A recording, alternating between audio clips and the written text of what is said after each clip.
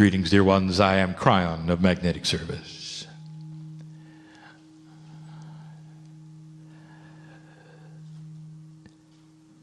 And I am in the place you would call Tucson. I say this for the listener, for the reader.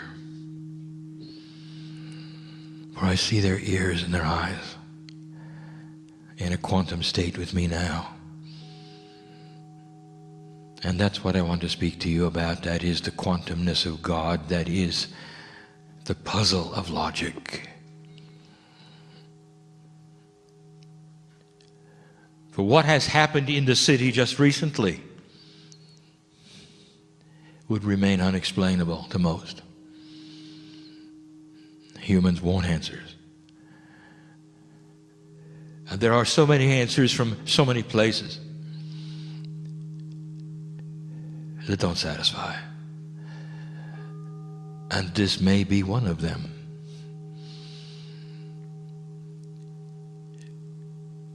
The reasoning escapes all of you because there are no reasons for such a thing. It is not pre-planned. There is no predestination. There was no certainty that on that day of the 8th of January that these things would take place. There are instead potentials. And so if you had the mind of God, you would have a layer of what we would call quantum logic, which is far larger than anything that you can conceive of. It's nothing that any earthling will ever be able to understand. For it is the mind of God. Yet humans carry in them the seeds of God. And humans carry in them that which is the creator energy. And so sometimes, just sometimes, we can make explanations that may not fit the logic puzzle of your reality, but you still understand at some level the appropriateness of all things. And yet you don't have the mind of God. There is a part missing from what you understand and what you know. It even goes beyond your intuition of what you could possibly see. Your reality as we see it in a quantum state is a series of potentials that are all together happening all at once. The lines that connect them is free choice. And so therefore, even as we speak, we know of the potentials that may occur that are both in your mind positive and negative. In what you would call a future time, and to us it is not, it is simply a soup of potentials. And so sometimes when we see a human being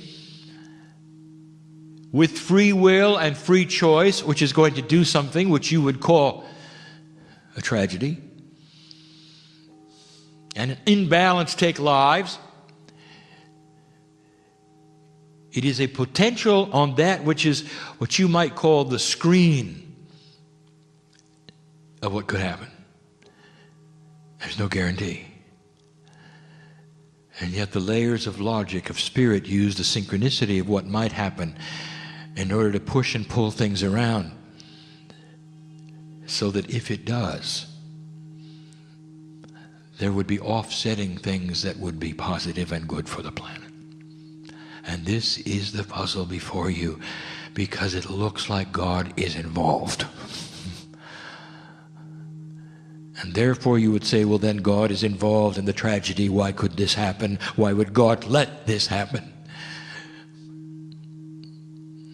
And we get this constantly, on your knees in sorrow, tears. If you're really God, you would not have let this happen. And the puzzle before you that is outside of your logic is this. that the potentials are known and there is no predestination. We are in a quantum state where time does not proceed like it does for you. Even the date was unknown of when the human would decide to pick that gun up and go to that place for whatever reasons and accomplish that potential. Free choice.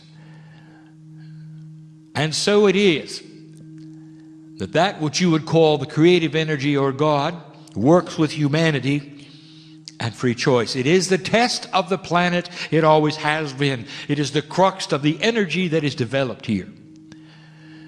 But you don't know how it works. And so you come to judgment outside of the purview of all of the knowledge that you need to make a decision like that. I'll give you an example. The classic one that is given in logic classes, even in your schools, to show you what you're missing, to show you sometimes how you think. There was a championship frog. It's a parable. And the championship frog was taught to jump when the owner of the frog yelled, "Jump." Cause and effect was established. The frog jumped every single time. The question was put, what would happen if you removed the legs of the frog? And so they did. The master yelled, "Jump," and the frog did nothing. It just sat there. No legs. Therefore, all of the scientific journals of the day wrote up the experiment, and it said it proved conclusively that removing the legs of a frog makes him deaf.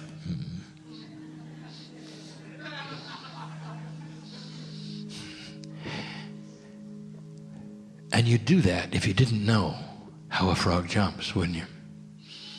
And you'd accept that, and it would be fine, and you'd move on. And as silly as it is to you, it exemplifies you don't know what you don't know.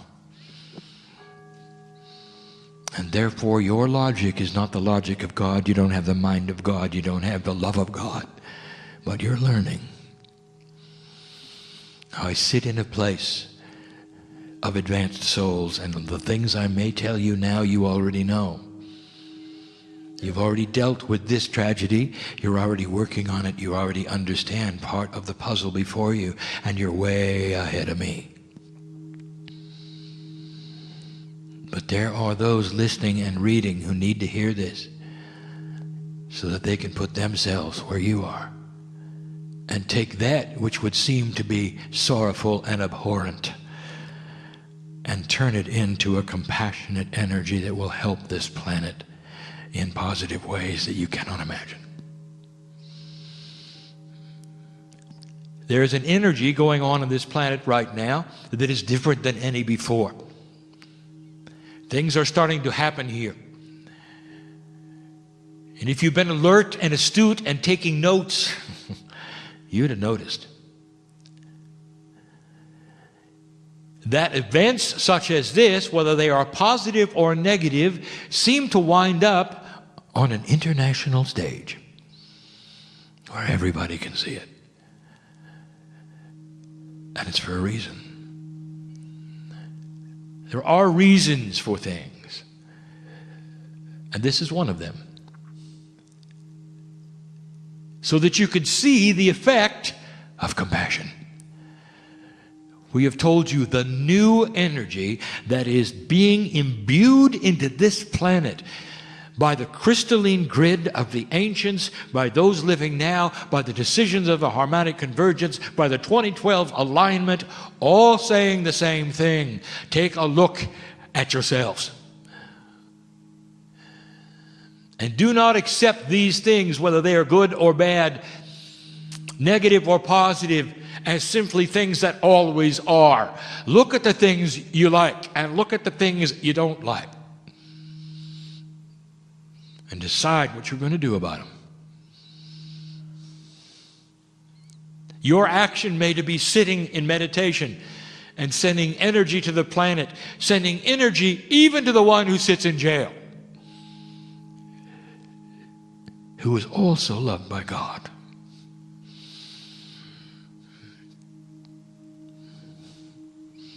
You had something happen in October, and you'll remember it for a very long time. 33 miners came out of the ground, and for a few hours the entire earth celebrated 33 lives. And here is an example, dear human being, of something you've never seen before. The earth can generate compassion without death. Good news. Compassionate news. Reunited families. Beauty. And the 33 over and over, 33 letters in the message, 33 hours to get them out, 33 men. And they ask, what does the 33 men, what mean? What could it possibly mean? And we told you again and again, the numerological aspects of 33 is the compassion of the Christ. And it's been before you, so you could look at it. It's not a mistake. It is a lesson. And the lesson is this: you can get just as much attention and create just as much compassion with something that is beautiful than that is tragic. And this is new for the planet. There are several axioms to remind you of that are new, and the number one is that these things will be spotlighted from now on. They haven't been. In the past, this actually could have remained local, and it wasn't. I'll show you that in a moment. I'll give you some things to think about, the synchronicity of it all. Here's another axiom: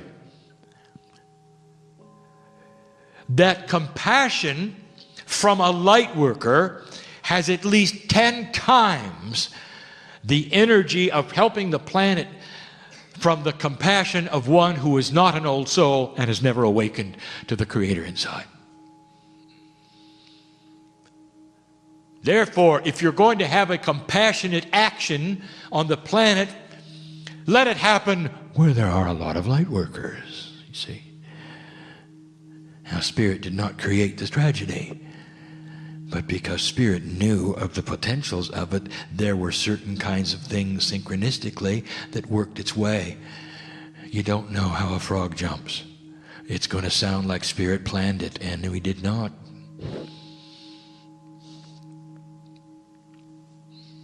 Let me tell you about the rules. Before we even speak of the event, let me speak of the rules of God. God loves all unconditionally. Rule number one. Number two, God does not punish humanity. This city did nothing wrong. The people that were involved did nothing wrong. And yet human beings want to go to their knees in guilt and say, what is it that would have created such a thing in our backyard, to our people, to the child, to the legislator, and to the 6 who are not here anymore? What would we say to that? What did we do wrong? And why us? And that is always the question, is it not? And you wring your hands and ask for answers. Because we knew of the potentials of a human being with free choice doing what he did, it was not that difficult for us to work with it. We could not stop the human being, and we never will. Any more than we could have stopped those that boarded the airplanes and flew them into buildings, where 3,000 people died, horrible deaths, crushed. And it wounded the very heart of the nation. And they cried out, you could have stopped them. Oh, the humanity, they say. You could have stopped them. And this is what you should know. The rules are this. Human being free choice will always trump the actions of God. But because we knew it might happen, synchronistically, we had those ready with cameras. Synchronistically, everybody caught it. Synchronistically, the entire nation could have the compassion which went right into the crystalline grid, which will never be the same. And the 3,000 knew it. And so did the 6. Standing on the other side of the veil years ago in your time to us today, we saw the potential. We see the potentials of what those unborn will do. They are only potentials, but they are in the soup of our reality, our quantumness. You don't know how the frog jumps, so you cannot fathom what this must look like.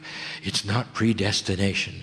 It is predisposition. You are predisposed to follow perhaps a karmic path. For that which has you come to the earth with the parents that you have, with an unbalance that might occur with the actions that then may result. And we knew it before he was ever born. And that means that we knew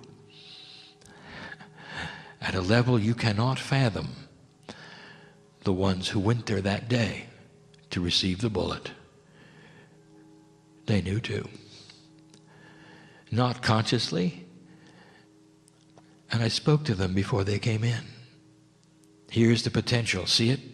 You're a piece of God right now, about to become a human being and give away the power and all of the knowledge that you have, and yet go down there once again and serve this planet, almost blind to the dimensions that you know, working in 3D, running into walls of misunderstanding.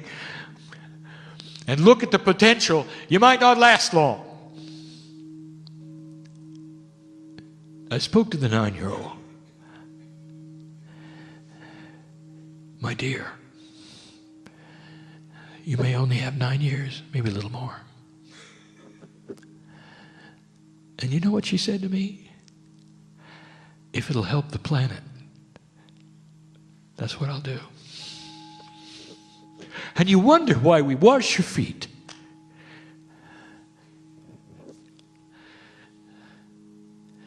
It's not up to God to stop these things, but we can do everything that is within the purview of what we are allowed around human free choice to make the best of it. And so let us speak of the event.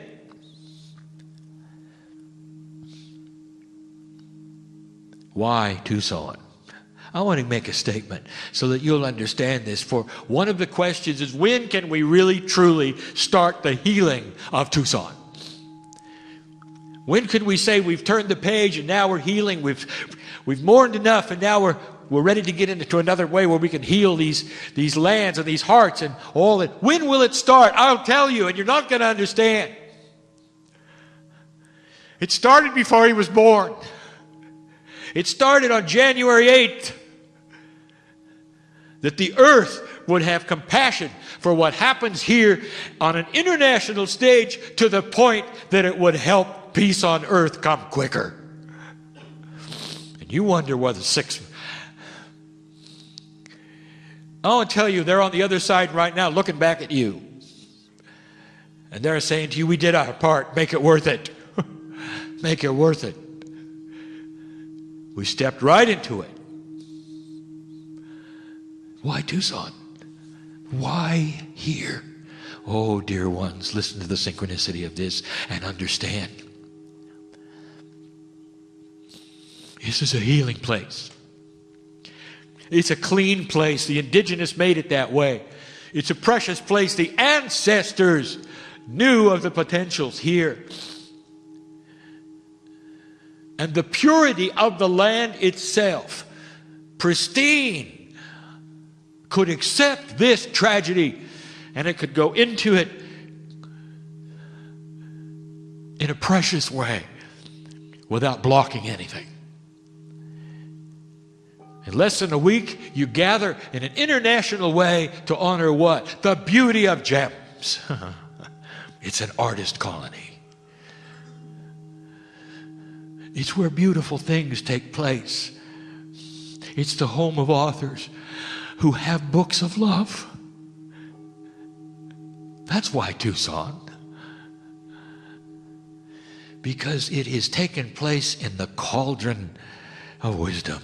And the ancestors are here to validate and verify what I am saying. You, as you sit there, dear human being in this room, are part of the ancestor energy. Some of you are your own ancestors as you sit here. You know of what I speak. There is wisdom in these words. If it's going to happen anywhere, let it be here.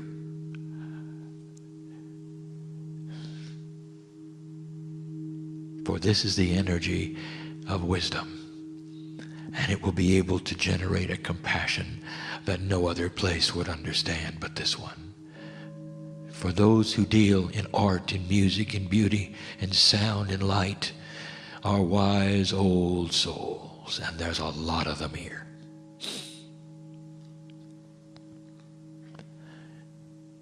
Oh, let me give you something to think about.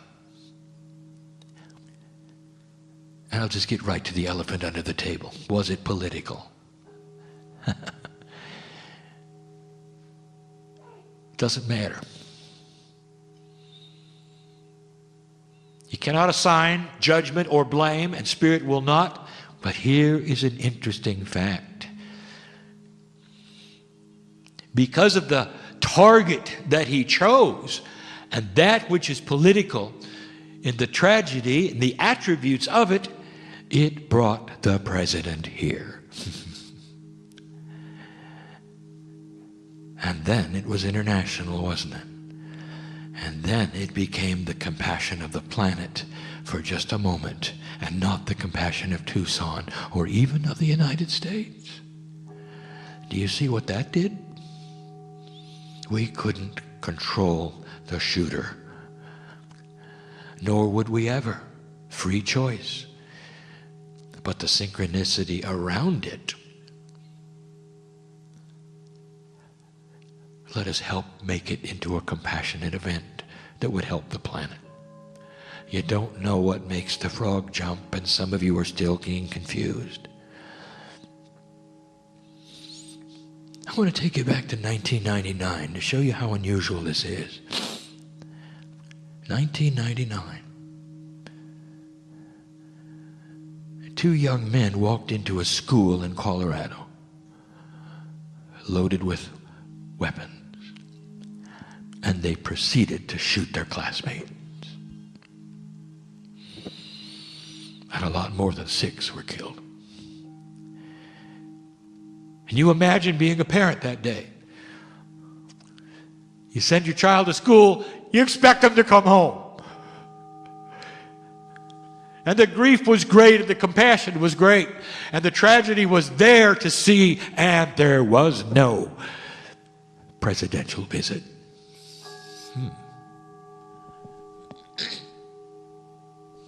Are you starting to see this? 2006. A very unbalanced man walked into a precious place, an Amish schoolhouse, and killed the children. There could be no greater dichotomy than this. The Amish are already sacred, compassionate, gentle, harmonious people. And in walked that which was pure evil to them. And the whole community reeled with sorrow. And the president did not visit. Now, here's what I'm telling you. It took center stage, and for one reason. So that what a human being did here in free choice will actually create compassion for the planet, and an energy will be created far, far, far greater than any tragedy that you might assign to it. And that is the logic of God. You don't know how a frog jumps. And all that phrase means is that there is so much here hiding. The 6 who left you, who you will mourn. The son of Patricia who left you, who you will mourn, will all be back. And as they return and as they grow up, they are growing up in an energy that they helped create because of the compassion that was felt at their departure. That is the logic of God. And it's about peace on earth. It's about that which you are creating, which is changing the paradigm of your reality. And compassion is the key. And so, human being, what are you going to do with that?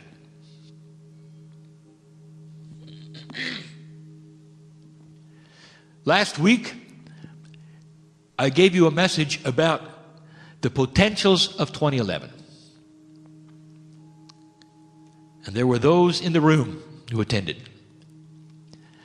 And I'm going to repeat something I said there, for you need to hear it, and it has to do with politics.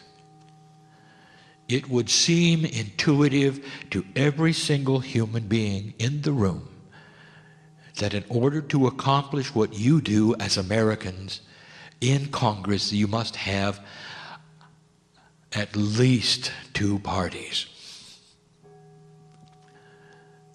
For that is the way it has always been. The red and the blue. What if I told you that there will come a time when there will be no parties? And you will say, well, that's impossible. It's impossible, Kryon, because you're not human. You don't know how funding works, you say. It's got to be a party that creates the power to raise money for the ones who cannot, and it's spread around, and this is the way we work. And if you didn't have parties, you'd have no funding. Nobody could advertise. No one could get elected. Oh, really? Are you aware right now? You have a president who was elected on the internet. He figured it out. When everybody can talk to everyone, you have plenty of funding. A few dollars here, a few dollars there. You talk to millions at the same time. They talk to millions at the same time. It's a new paradigm of communication. The young people know all about it, and you can't stop it. It is a worldwide communication. It doesn't matter how many laws you pass. It doesn't matter what you decide, who is in charge. You can't stop it. It's out of the bag. This is how the communities are going to be communicating. This is how the politicians are going to be communicating to you, literally coming into your home in a holographic form, perhaps, and explaining their position one by one, without a party. And you will elect them to your Congress without a party. And they will sit in the chairs without a division, and there will be no such thing as the aisle. And that, human being, is called unity. And there is a paradigm that you cannot even imagine. And it's in the works. And then you'll have a Congress that works together and gets things done. Compassion and unity are the new key words of the planet. Tucson is part of it. I want to congratulate those in the room who already knew all of this. And you've been working these puzzles since January 8th. Who have been healing the land, sending compassion to those left, trying to explain it to those who needed to have it explained. There is love here. There are reasons here. There is appropriateness here. You're all working the same puzzle. There'll come a day when you'll understand it all. When I see you on the other side of the veil briefly before you come back, you'll know how the frog jumps. And we'll look at each other and smile, and you'll go, ah, ha, ha, ha. Send me back. I've got work to do.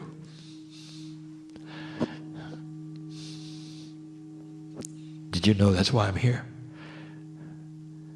To explain these things as best I can. I give these things to you in pure love. Pure love. And no conditions here. Whether you believe me or not, whether you believe this is real or not, whether you agree with me or not, I see God in you. And that's good enough for me. That's good enough for me. And so it is.